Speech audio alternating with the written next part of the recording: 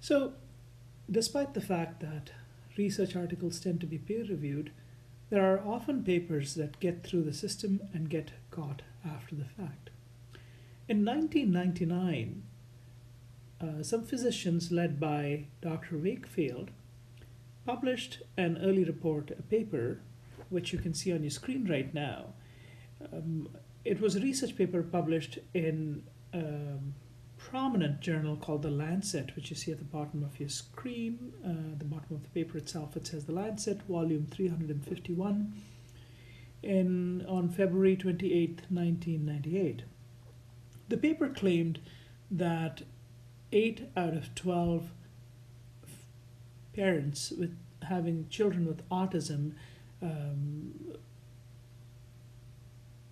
felt that it was the result of vaccinations, particularly the MMR vaccination.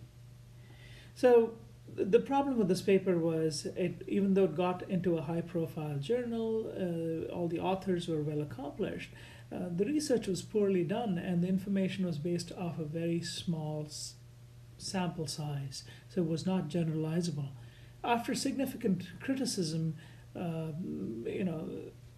the paper had to be retracted. So this is a summary of his claims.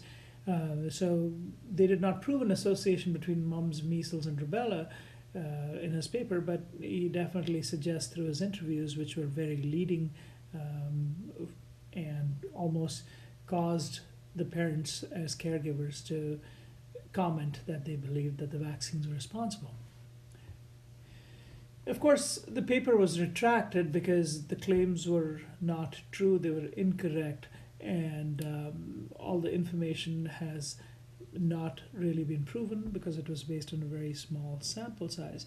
But the point is, generally, even though you have high quality work, academic, reliable work that you can use for practice that makes it to research papers, there are very prominent examples such as this, which make it into the public consciousness and make people believe, including practitioners, that there are different biological phenomena that impact certain aspects of life.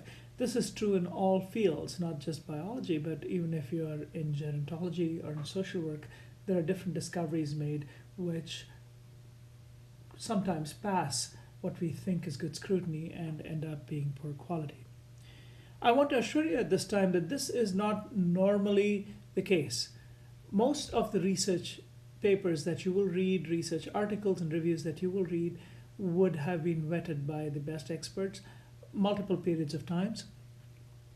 And you also have to think about the fact that when you want to use evidence for practice, you want to think about the 6S pyramid mentioned in your textbook and in the module, which talks about the layers of quality of work and what you should use if you can. So as you move up towards the top of the pyramid, those are the kinds of pieces of research evidence that you really want to use. So for example, systems and summaries are very important.